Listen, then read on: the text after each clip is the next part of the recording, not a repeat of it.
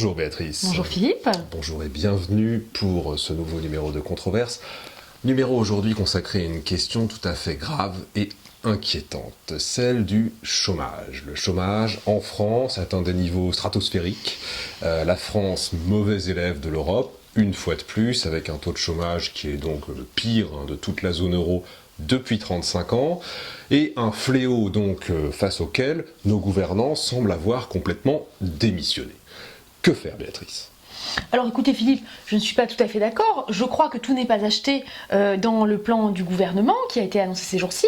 Voilà, je pense que déchoir de leur nationalité les chômeurs de longue durée est une mesure positive qui va dans le bon sens.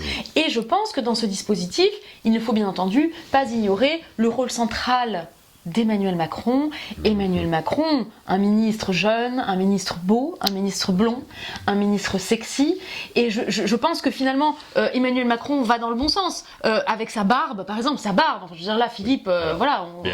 Béatrice, l'essentiel n'est cependant pas de en finir avec ce problème qui est quand même monstrueux, celui des charges sociales en France, qui étouffe toute initiative, qui empêche toutes les entreprises, toutes, de recruter qui que ce soit.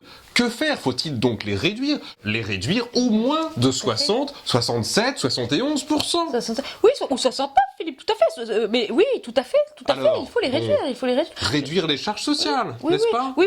Alors d'ailleurs, j'en ai discuté ce matin avec le chauffeur de la limousine, et il était tout à fait d'accord, hein, Philippe, là, il n'y a pas de problème. Hein. Il n'y a pas de secret non plus, oui, hein. Oui. Les jeunes entrepreneurs sont d'accord avec nous. Bon, alors, premier problème, donc réduire les charges sociales. Deuxième problème, il faudra là encore s'attaquer à un tabou français, celui de la fiscalité sur les entreprises, qui, personne ne le dit, mais est beaucoup trop rigoureuse. Attendez, fiscalité. Philippe, je vous arrête. Je n'ai pas bien compris. Vous voulez dire que, en plus des charges sociales, les entreprises paient des impôts? Mais bien sûr, Béatrice. Ah bon?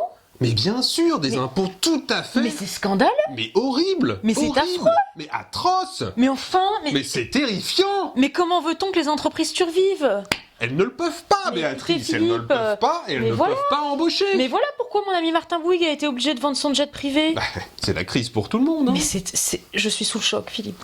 Je vous comprends. Bon, et puis disons le mot quand même. Le problème du chômage, c'est avant tout, au bout du compte, ce sont les chômeurs.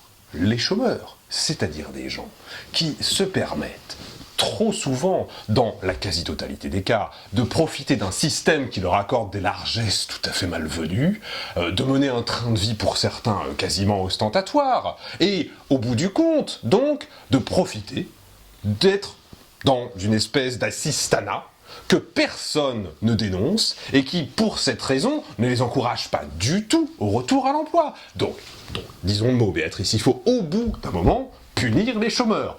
Punir, Béatrice. Punir les chômeurs. N'est-ce pas? Oui. Punir. Tout à fait, Philippe. Tout à fait, vous avez tout à fait raison. Alors, j'ai longuement, bien entendu, réfléchi à cette question qui est tout à fait centrale, et je crois qu'il faut punir, mais dans un objectif de pédagogie, Philippe. Et pour cela, je propose une mesure simple et économique, tatouer ou marquer au fer rouge, au choix, les chômeurs d'un L comme loser, hein, voilà, sur le front, ce qui permettra sans aucun doute un retour rapide et profitable à l'emploi pour tous nos chômeurs. Bien, très bien. Réduire les charges et toute la fiscalité sur les entreprises. Tatouer et marquer au fer rouge les chômeurs de longue durée. Voilà donc des propositions qui pourraient fort judicieusement inspirer notre gouvernement. Tout à fait. N'est-ce pas? Emmanuel, c'est pour toi. Bien, merci Béatrice, et je vous donne donc rendez-vous pour un nouveau numéro de Controverse très bientôt. À bientôt, Philippe. Merci. Au revoir.